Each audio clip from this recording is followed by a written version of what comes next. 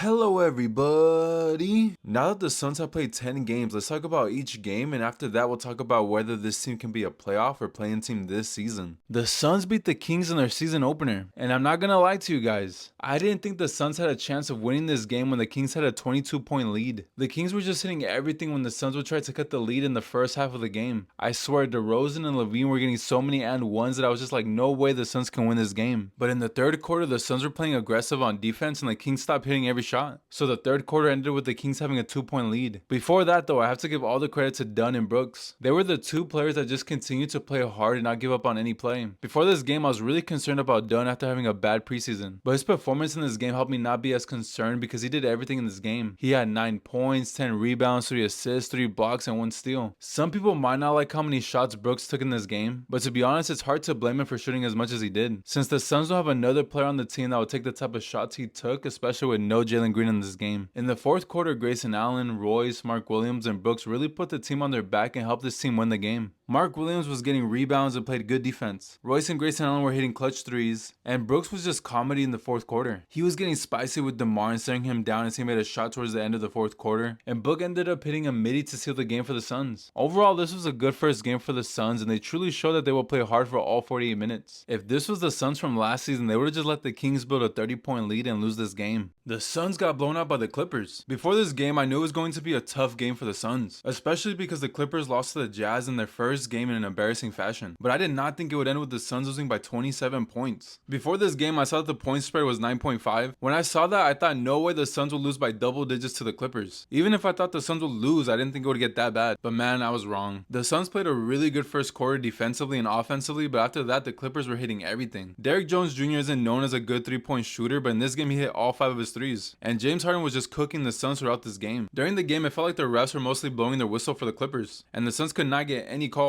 I'm not saying the refs were the biggest reason the Suns lost in double digits, but it didn't help. I've seen some people say that they're disappointed with the way Devin Booker played in this game. I think Book played a fine game because he always made the right pass, but I do think he needs to be more aggressive and shoot more. It feels like he's trying too hard to make the right pass every time instead of just shooting the ball. This game wasn't all bad though. We did get to see Blowout and Fleming minutes. Blowout continues to drive towards the rim and seeing good results. Fleming had some good passes in this game in the short roll. I was hoping Fleming would do a little more just so he can possibly take Nigel Hayes-Davis' spot in the rotation. Another day, another 20-point loss for the Suns. I already knew the Suns were going to lose this game against the Nuggets because it's a back-to-back for the Suns against the Nuggets team that has one of the best home court advantages in the league. The Nuggets definitely got a lot of calls in this game. The Suns had 22 free throws while the Nuggets had 42. It felt like the Suns would play good defense and somehow they would get called for a soft foul. While on the other side, Jokic can push players from the back and not get called for a foul. The one call that really got me annoyed was when Cam Johnson obviously touched the ball last when it went out, but the refs missed it and said that it was out on the Suns. Either way, the Nuggets had a good game and would respond to every run the Suns had. The Suns lost to the Utah Jazz in OT. This game stings more than the Clippers and Nuggets game because the Suns should have been able to win this game even with Jalen Green and Brooks out. But the Suns had another slow start to the game and the Jazz had a 20-point lead in the first quarter. The Suns had to depend on Royce, Collin, and Nick Richards to cook off the bench to get back into this game in the second quarter. After that, it was just a game of runs between the Jazz and the Suns. At the end of the fourth quarter, the Jazz had a 7-point lead with 23 seconds left, but 2 Booker threes and a Mark Williams tip-in tied the game up. The Suns and Jazz went into overtime, but the Suns couldn't overcome the rebound deficit between the two teams and lost. The Suns had 48 rebounds while the Jazz had 64. Something that bothered me in this game is that the Suns have talked about how much size they have added to this team, but instead of playing their tallest power forward in Rasheer Fleming, they're starting 6'6" Royce O'Neal and putting lineups out there with 4 shooting guards and 1 center. I get that coaches always want to play their vets before they play their rookies, but at some point you gotta start playing your rookies that are long and athletic, especially when this team is at a disadvantage against longer teams. In this game, we got to see some Oso and Nick Richards lineups that actually went well and helped the Suns come back into this game in the fourth quarter. So that shows the Suns really need more length out there, especially when they're getting destroyed in rebounds. I am happy though that Odd decided to pull Nigel Hayes-Davis from this game, but I'm surprised that Odd was playing Isaiah Livers over Rasheer Fleming. But I can't be too annoyed with this decision because Livers did play with energy and was very active. I also have to talk about how good Mark Williams was in this game. That man had 25 points, 11 rebounds, and was really cooking in this game. Every time he shot the ball, I just thought it was going in. And he was doing all of this off the bench. Another day, another close game that the Suns lose. lose. The Suns played a good game but kept making mistakes throughout the game that will lead to Memphis making a run. Grayson Allen had a couple turnovers and Royce was fouling players that would lead to easy transition points for the Grizzlies. After a couple of games of seeing Oso at the 5, I think it's just time to play him at the 4. I like Oso and I think he's a good player, but right now he's a 0 on offense when he's at the 5. And defensively, players aren't afraid to drive to the rim and score on him. I think Oso at this point should just play the 4 with Nick Richards at the 5. I'm really surprised Odd didn't play those two together in the second half of the game because they played really good together in the first half. One player that continues to impress me is Mark Williams. He's been good offensively and defensively. I'm surprised how good his defense has been. I thought he would make more mistakes, but he's been solid. And that man gets grown man rebounds. I knew he was a good rebounder, but I didn't know that he was this good. He always seems to be in the right place at the right time to get a rebound. Odd in his post-game press conference said that he hasn't played the rookies because they haven't looked ready yet in practice. I get that Odd doesn't want to play the rookies until they're ready, but the two wings that are coming off the bench right now aren't doing anything. Nigel Hayes-Davis and Isaiah Livers were the two worst players in plus minus. And that's not just the stats that are saying that. When you're watching the game, you can see that Memphis would go on runs when those two players were on the court together. I'd rather watch Rasheer Fleming and Malwatch play off the bench and make mistakes than two players that aren't giving you anything on the court. The Suns finally snapped their 4-game losing streak against the Jazz. This was a really good win for the Suns because they were in control of the game the entire time. The best part of this game is that Book was aggressive from the opening tip. He wasn't doing what he usually does, which is trying to fill out the game and passing to his teammates to get them comfortable. When Book is aggressive, this team is just different. Hopefully Book keeps playing like this because he's better as a scorer first and a passer second. I also like the lineups the Suns have been running with Colin at the 1 and Book at the 2. I like those lineups because Colin has been able to get Book some open shots. And plus there's two players on the court that you can trust to handle the ball. A good amount of people were nervous about Colin being the backup point guard, but man, he's proven people wrong so far. He's been one of the few players on this team that I have nothing negative to say about. He's been really good offensively and defensively. He might get picked on by bigger players on defense, but he still tries his best to make that a tough shot for them. Jordan Goodwin was also a good addition to the rotation in this game. He created some extra opportunities for the Suns to score with his defense, but I think he might be out of the rotation when Dillon Brooks and Jalen Green come back. Mark Williams didn't have a crazy game, but he was still very important for the Suns defense. It's crazy how high he can jump and how mobile he is, especially after all of his injuries. The Suns beat the undefeated Spurs. If you told me the Suns would blow out the Spurs and hold Wemby to 9 points, I wouldn't have believed you at all, especially with no Jalen Green or Dillon Brooks. But the Suns are playing some amazing defense and shot 60% from 3 as a team. It really felt like the Suns were a string on defense. They would have Royce or Dunn on Wemby to bother him, and then whoever was close by would come in double. Wemby would take too long sometimes to make a decision, and that would lead to a turnover or a steal. When Wemby would make the right pass, it would lead to an open corner 3, but the Spurs just couldn't make any 3-pointers in this game. It also helped that the refs were letting the Suns play physical for the first 3 quarters of the game. There were some plays in this game that definitely would have been called fouls by other refs. The Suns were in control throughout the game. Every player had a moment in this game that stopped the Spurs run. It felt like Colin, Royce, and Grayson Allen were hitting all their shots in this game, especially Colin. This was also the perfect grind done game. He looked like the player we all want him to be. He was hitting threes, playing amazing defense, and driving to the rim. He even had some nice passes to Mark Williams that led to easy points. Devin Booker also had an amazing game. Ever since the Memphis game, my boy has been locked in offensively. This man was hitting some wild shots in this game. That pump fake fadeaway shot in the first quarter had me shook. The Suns lost to the Warriors. This wasn't too bad of a loss for the Suns. The Warriors are coming off 2 embarrassing losses to the Bucks with no Giannis and the Pacers who had 5 of the rotation players injured. So I expected the Warriors to come in and try their best to get a good win. Plus the Suns still don't have Jalen Green and Dillon Brooks, so this game was going to be tough for the Suns to win. The Suns had an early lead in the first quarter, but turnovers and role players getting hot from 3 led to the Warriors having a double-digit lead. The Suns did fight back throughout the game and eventually cut the Warriors lead down to 9 at the end of the third quarter. Isaiah Livers, Ryan Dunn, Jordan Goodwin, and Colin's hustle plays really helped the Suns cut the lead down. Devin Booker's 13 points in the third quarter especially helped the Suns cut the lead. I was surprised Odd didn't play him a little bit longer in the beginning of the fourth quarter to see if they can cut the lead even more, because it felt like if Book rested, the Warriors would just go on another crazy run. And I was right. By the time Book checked in, the Warriors had a 15-point lead, but the Suns were still fighting and got the lead down to 8. But a Grayson Allen turnover and a Jordan Goodwin shooting foul destroyed the Suns' momentum, and the Suns just couldn't hit any layups, so it led to the Warriors beating the Suns by 11 points. One thing I can give the Suns team credit for is that even if the other team has a double-digit lead, they will always play hard and try to win the game. The Suns obviously didn't win this game, but later in the season when teams are trying less and are just tired, the Suns will easily get more wins. The Suns beat the Clippers by double digits. Jalen Green finally played his first game for the Suns, and it was probably the best Suns debut game that any player has ever had. Jalen Green had 29 points, 3 rebounds, 3 assists, and 2 steals in 23 minutes, and he made 6 threes in this game. It was wild seeing how athletic he is. When he would get the ball and drive to the rim, he made it look so easy. One of my favorite parts of this game is when Jalen Green passed the ball to Book and he made a no-dip 3. Like, when was the last time we've seen a player create a shot like that for Book? And it's not like Jalen Green needs the ball to be effective either. In this game, he made a lot of catch and shoot 3s when Dunn or Book would pass him the ball. I can see why the Suns wanted Jalen Green and Book together. They both fit each other's playstyle. Jalen Green is able to catch the ball when Book gets doubled and drive to the rim or shoot a 3. If Green is driving towards the rim, he'll have 3 good 3-point shooters around him and a lob threat and Mark Williams that he can pass it to. And the Suns have very good passers that will eventually find an opening for Jalen Green so he can cut to the rim. This Clippers game just had everything. Ryan Dunn and Mark Williams were making awesome dunks. Grayson Allen and Royce were making their 3s. And the Suns' best player in this game wasn't even on the team. Bradley Beal had a terrible game. This man shot 2 for 14 and just couldn't do anything out there. Shout out to the Suns fans at the arena. This man was getting booed every time he touched the ball. Hopefully the Suns can go on a roll from here and be above 500. The Suns beat the Clippers with no Jalen Green after the first quarter. This game was a roller coaster of emotions. This is the first game that we got to see with everyone healthy and it looked amazing in the first quarter. Green was playing good defense, hit a midi and passed the ball to Dunn for a corner 3. But sadly, Green re-aggravated his hamstring injury on that play and it looked bad enough that he'll probably be out till 2026. I'll talk more about that later though. After that injury, the vibes looked cooked, but shout out to the Suns team that kept playing hard. Collin was really the standout player in the second quarter. He made 4 threes in that quarter that helped the Suns have a 14-point lead at the end of the second quarter. In the third quarter, Booker and Mark Williams were cooking, but the refs started calling stuff that made no sense against the Suns. Book got caught for 2 offensive fouls when they should have been shooting fouls, and that led to the Suns getting cold on offense and the Suns closing the third quarter with a 5-point lead. At this point, it definitely looked like the Suns were going to lose this game, but Grayson Allen said not today and hit a couple threes to keep the Suns in the lead in the beginning of the fourth quarter, and the Suns were able to do just enough towards the end of the fourth quarter with Brooks and Royce hitting threes to win this game. I was really impressed with the way the Suns kept finding a way to make a shot or get a rebound. This game really showed that they will play hard and continue to make winning plays. Jalen Green re-injured his right hamstring in the Clippers game. I'm in Spain, but without the S. This probably means we won't see him again until Christmas or New Year's, because hamstring injuries are just tough to heal from. If you come back too soon, then you end up making it worse. Just like we saw a couple years ago when Book re-injured his hamstring in the Christmas game against the Nuggets. It's really tough because I feel like the Suns were being very cautious about Jalen Green's injury. And plus, Jalen Green played all 82 games in the past 2 seasons. So I really thought that he would be our most healthy player this season. Hopefully he's able to heal up and not have this injury become a recurring issue this season. Now that we've gotten to see 10 games of the Suns, do you guys think this team can make the playoffs or the play-in? With Jalen Green's injury in the Clippers game, I think it's going to be really hard for the Suns to be a playoff team. The Suns really need his scoring and athleticism to win games against really good teams. And now that he's going to be out for a while, the Suns offense is going to look really bad sometimes. If the Suns could at least be around 500 when he comes back, then they can for sure be a playoff team. But who knows how long he'll be out, and the West is really tough this season. I think they can at least be a play-in team because the West has a good amount of bad teams at the bottom. Like the Pelicans and Jazz will probably be at the 14 and 15 spot. And I think the Kings and Grizzlies are teams that will probably tank towards the end of the season if things go bad with Ja Morant or Sabonis. So the Suns can end up anywhere from the 11th to 9th seed.